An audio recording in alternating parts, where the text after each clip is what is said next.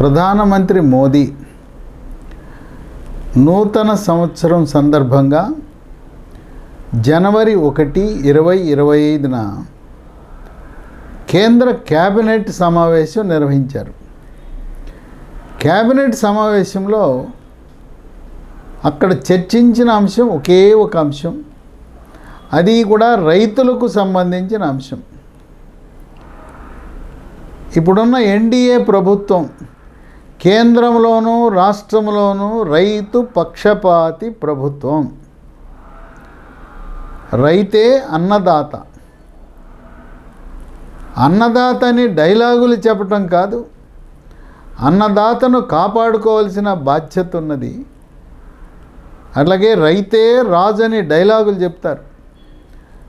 రైతుని నిజంగా రాజుగా చేయాలంటే వాళ్ళ యొక్క బాగోగులను కేంద్ర రాష్ట్ర ప్రభుత్వాలు ఎప్పటికప్పుడు పట్టించుకోవాల్సిన అవసరం ఉంది. మరి రైతులంటే ప్రేమతో ఈరోజు కూడా భారతదేశం అంటే వ్యవసాయ ఆధారిత రాష్ట్రాలు, వ్యవసాయ ఆధారిత దేశం. అలాగే ఉపాధి కూడా దేశంలో దాదాపు 60 నుంచి 70% రైతులు కానీ, రైతు కూలీలు కానీ, రైతు అనుబంధ కార్యకలాపాల ద్వారా, అనుబంధ రంగాల ద్వారా 70% మంది జీవనోపాధి పొందుతున్న వ్యవసాయ రంగాన్ని అత్యధిక ప్రాధాన్యత ఇస్తూ ఉంది కేంద్ర రాష్ట్ర ప్రభుత్వాలైన ఎన్డీఏ ప్రభుత్వం.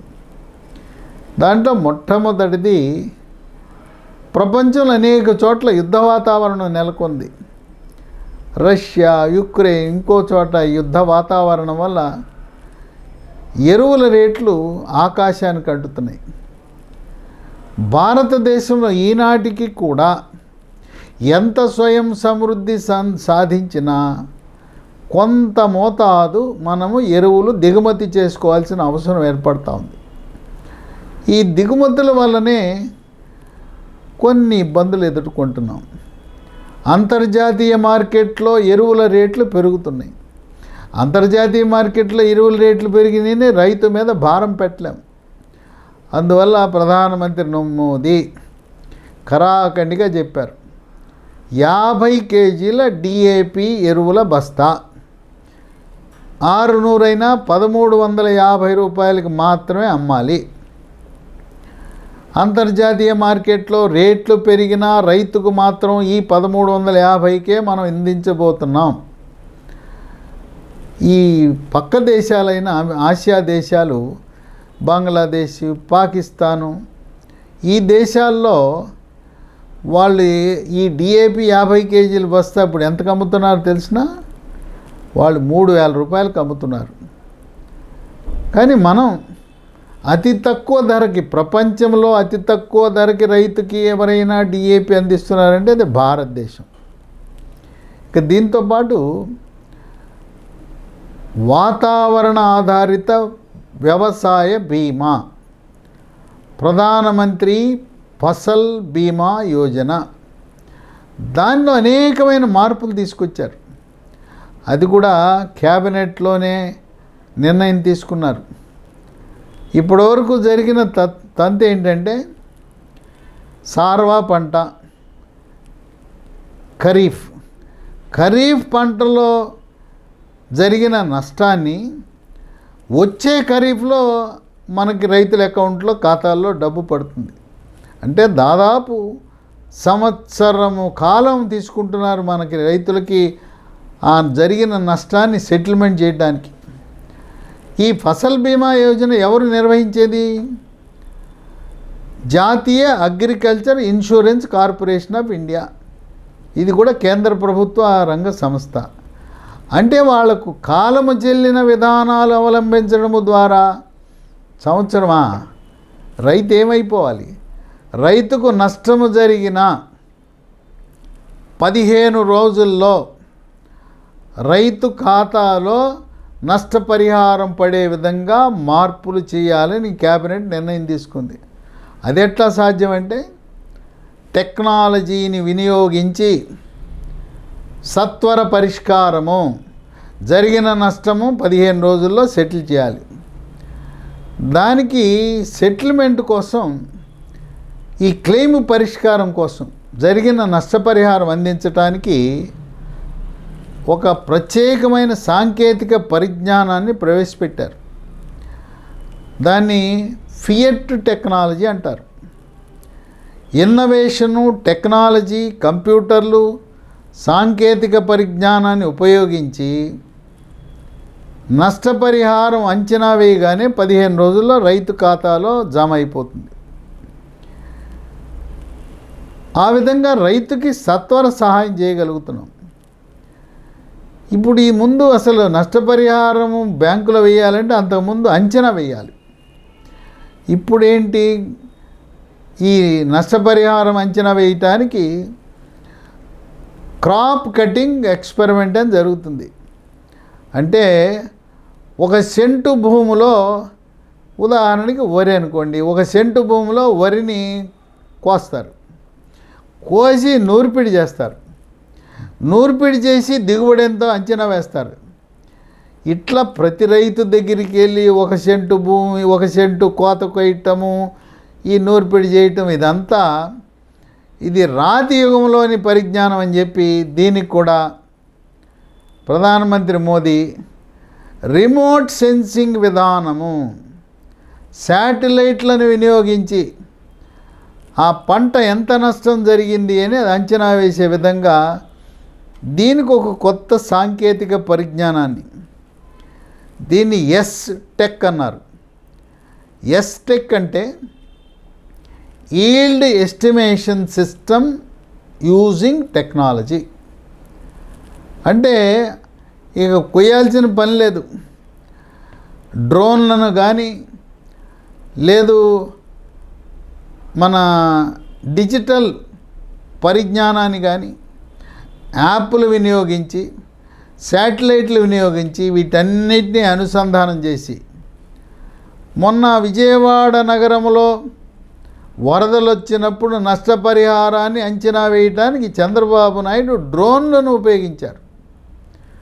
అంతేకాకుండా ఈ కృష్ణా జిల్లాలో పంట నష్టం జరిగిన వారికి కూడా ఈ ఎస్టెక్ అనే పరిజ్ఞానాన్ని వినియోగించి రైతులకు ఏ మేరకు నష్టం జరిగినని కేవలం 3 రోజుల్లో అంచనా పూర్తి చేశారు. చేసి రైతుల ఖాతాలోకి జమ చేశారు. కనుక ఈ జరిగిన నష్టాన్ని అంచనా వేయటానికి ఒక సాంకేతిక పరిజ్ఞానం ఎస్టెక్, ఇంత నష్టం జరిగిందని నిర్ధారణ కాగానే సత్వర పరిష్కారం కోసం రైతు బ్యాంక్ అకౌంట్లోకి వెళ్ళటానికి ఫియట్ అనే టెక్నాలజీ 2 జోడించి రైతుకి నష్టము జరిగిన 15 రోజుల్లోనే వారికి న్యాయం జరిగేలా రూపొందిస్తున్నారు. ఈ వాతావరణ ఆధారిత ఇన్సూరెన్స్లో కూడా కొన్ని మార్పులు చేర్పులు చేశారు. తుఫాన్లు రావాల్సిన అవసరం లేదు, వరదలు రావాల్సిన అవసరం లేదు. అక్కడ సరైన వర్షపాతము లేని వల్ల నష్టపరిహారం ఇస్తారు. పంట సరిగ్గా పండల, వర్షం లేదు, పంట నష్టం జరిగింది, దానికి కూడా ఇస్తారు. అంతేకాదు, గాలి, విపరీతమైన గాలి రావటం వల్ల అన్ని పంటలు నష్టపోతాం. వరి పంట కింద నేలమట్టం అయిపోతుంది, నీళ్ళలో పడిపోతుంది, కొన్ని సందర్భాల్లో పడిపోయి మొక్కలు వచ్చేస్తాయి, ఒడ్లు మొలకలు వచ్చేస్తాయి. ఇక రకరకాల పంటలు గాలి అతివేగంగా రావటం వల్ల నేలమట్టం అయిపోయి రైతులు నష్టపోతూ ఉంటారు.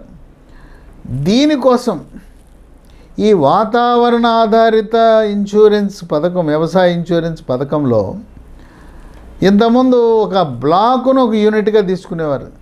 అప్పుడు నష్టం అంట బ్లాక్ అంతా జరిగితే ఇచ్చేవారు నష్టపరిహారం. ఒక గ్రామంలో జరిగితే ఇచ్చేవారు కాదు, ఓ మండలంలో జరిగితే ఇచ్చేవారు కాదు.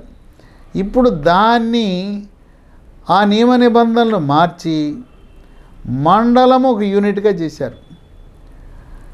మండలం యూనిట్గా చేసినప్పుడు ప్రతి మండల కేంద్రంలో కూడా కేంద్ర ప్రభుత్వ ఖర్చుతో రాష్ట్ర ప్రభుత్వానికి ఎటువంటి ఆర్థిక భారం లేకుండా మండలంలో ఒక వాతావరణ కేంద్రాన్ని ఏర్పాటు చేయబోతున్నారు. ఆ వాతావరణ కేంద్రంలో రేడార్ ఉంటుంది, వర్షపాతం ఎంత ఉందో నమోదు చేస్తుంది. తర్వాత గాలి వేగం ఎంత స్పీడ్తో గాలి వీస్తుంది, గాలిలో తేమ, ఇలాంటి అనేక రకాలైన అంశాలు. వీటితో పాటు ఉష్ణోగ్రతను కూడా నమోదు చేస్తుంది. ఎందుకంటే కొన్ని పంటలు అతి తక్కువ ఉష్ణోగ్రత ఉండటం వల్ల కొన్ని పంటలు నష్టపోతాయి, బాగా వేడి ఎక్కువ అవటం వల్ల కొన్ని పంటలు నష్టం అవుతాయి. ఆ విధంగా బాహ్య వాతావరణం ఆధారంగా పంటలు పండుతాయి. ఇది మండలంలో ఏర్పాటు. ప్రతి గ్రామములో కూడా అక్కడ రెయిన్ గేజింగ్ స్టేషన్ అంటారు. అంటే అక్కడ ఆ గ్రామంలో వర్షపాతం ఎంత ఉన్నది, వీటన్నిటికీ కూడా వాతావరణ కేంద్రము గ్రామము మండలానికి లింకు, శాటిలైట్ ద్వారా లింకు. తర్వాత వీటిని సెన్సార్ల ద్వారా ఉష్ణోగ్రత, గాలి వేగము, అలాగే వర్షపాతము, వీటన్నిటినీ నమోదు చేసి గాలి అధికంగా ఉండటం వల్ల వాతావరణం అనుకూలించకపోవటం, అంటే ఉష్ణోగ్రత అధికంగా ఉండటం వల్ల పడవలసినంత వర్షపాతం పడని కారణం వల్ల రైతులకు జరిగిన నష్టాన్ని అంచనా వేసి సత్వర పరిష్కారం చేయటమే ఈ యొక్క ఉన్న వాతావరణ ఆధారిత ప్రధానమంత్రి ఫసల్ బీమా యోజన పథకంలో మార్పులు చేర్పులు చేసి రైతుకి మేలు జరిగేలా, సత్వర న్యాయం జరిగేలా, సత్వర సహాయం అందేలా. ఏ పంట నష్టపోతే సార్వా పంట, ఖరీఫ్ పంట నష్టపోతే ఖరీఫ్ సీజన్లోనే రావాలి, కానీ సంవత్సరం తర్వాత నష్టపరిహారం ఇవ్వటం దారుణం కదా. ఇప్పటి వరకు అటువంటి సాంకేతిక పరిజ్ఞానం వినియోగించని కారణం వల్ల విపరీతమైన ఆలస్యం. దీనికి తోడు చెయ్యి జాపుతుంటారు. ఇది మీకు నష్టం జరిగిందని రాయాలంటే మళ్ళీ అవినీతికి ఆస్కారం. ఇప్పుడు ఇక అవినీతి లేదు. డ్రోన్లు నమోదు చేస్తాయి, శాటిలైట్లు నమోదు చేస్తాయి, సెన్సార్లు వాతావరణాన్ని నమోదు చేస్తాయి. ఎవ్వరు కూడా ₹1 లంచం ఇవ్వకుండా, ఎవరి దయాదాక్షిణ్యాల మీద ఆధారపడకుండా మనకు రైతు ఖాతాలోకి నష్టపరిహారం జమ అవుతుంది. గత విధానంలో ఏంటో తెలుసా? రెవెన్యూ వాళ్ళు చేయి దడపాలి, వ్యవసాయ శాఖ సంబంధించిన వ్యక్తులకు వాళ్ళకి తులమో ఫలమో ఇచ్చుకోవాలి, ముందు పెట్టుబడి పెట్టాలి. వీళ్ళకి వాళ్ళ వ్యవహారం ఏంటో తెలుసా? వచ్చిన తర్వాత తీసుకోవటం కాదు, ముందు మాకు ఇవ్వండి, నష్టం జరిగింది అయినా మమ్మల్ని చూసుకుంటే మిమ్మల్ని చూసుకుంటామంటారు. కనుక అవినీతిని పూర్తిగా నిర్మూలన చేసే విధంగా సాంకేతిక పరిజ్ఞానాన్ని ప్రవేశపెట్టి ₹1 లంచం ఇవ్వవలసిన అవసరం లేకుండా ప్రధానమంత్రి మోదీ జనవరి 1, 2025న రైతులకు ఎంతో మేలు చేసే విధంగా, నభూతో నభవిష్యత్ అనే విధంగా ఒక చారిత్రాత్మకమైన, శాశ్వతంగా రైతుల హృదయాల్లో స్థానం పొందేలా ఈ నిర్ణయం, ఈ వ్యవసాయ బీమా పూర్తిగా మార్పులు చేర్పులతో ఆధునీకరణ సంతరించుకుని రైతులకు ఎంతో మేలు చేసే విధంగా ఈ ఎన్డీఏ ప్రభుత్వం అంటే రైతుల ప్రభుత్వం, రైతుల పక్షపాతి ప్రభుత్వం అని మాటల్లో కాకుండా చేతల్లో నిరూపించుకోవటం ఒక ఘట్టమని చెప్పి రాజకీయ విశ్లేషకులు, అలాగే వ్యవసాయ రంగ నిపుణులు, ఆర్థిక రంగ విశ్లేషకులు భావిస్తున్నారు.